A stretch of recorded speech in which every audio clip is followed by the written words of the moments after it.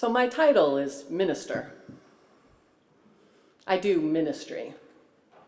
But this ministry is not my own. It is true that you called me to be your minister, and it is true that I work really hard to be as good of a minister as I can. And it is true that part of my role as your minister is to preach to you several Sundays a month about topics that can inspire you. It is true that I lead a lot of executive roles in this as your minister. But it is not true that I am the sole responsibility of this ministry. Not all of the ministry of this congregation lays on my shoulders. Thank goodness.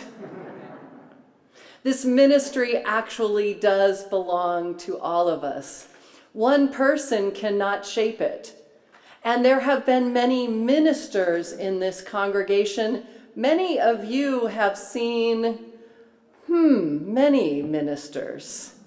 How many of you have seen more than 3 come through here?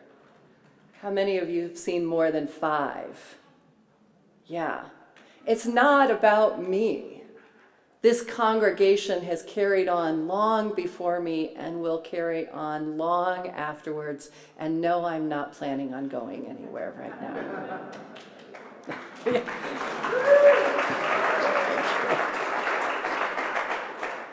It's not reasonable that it lays all on one person's shoulder. It's not possible. And it's not even something that we would want.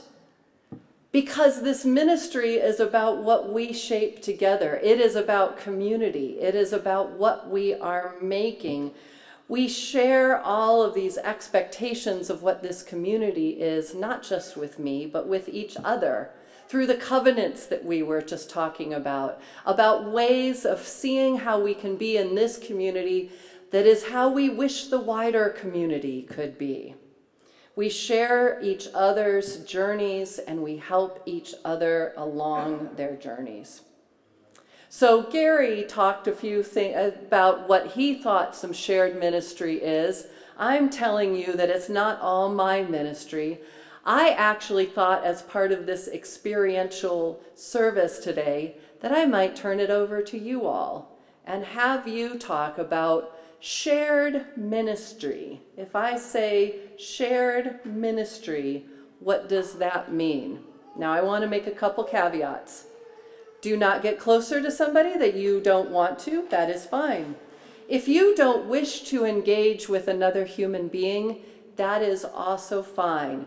You can close your eyes, you can be in a meditative state, and other folks, please respect that. Not everyone comes to this place to chat with everyone, right? So I'm going to give you 5 minutes, though, among you to hear what you think shared ministry is, and then I'm going to get a few of your answers. And online folks, I would like for you to do it in the chat and have a conversation with each other. You are your own group in this, and I still see you and I love you. We'll give you 5 minutes and I'll ring the bell.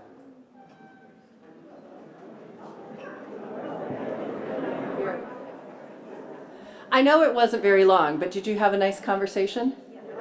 Good. Felix is going to help me here for a minute. I'm going to share, I would love to hear what some of you said, but I want to center our online folks for you. And I've heard here, shared ministry is important because one person cannot relate to everyone. It is nice to know people who have shared experience. Ministry is living as a person actively. To paraphrase, the unministering life is not worth living, from Lynn O'Brien. Shared ministry for me is working with other people to bring what people need for their well-being.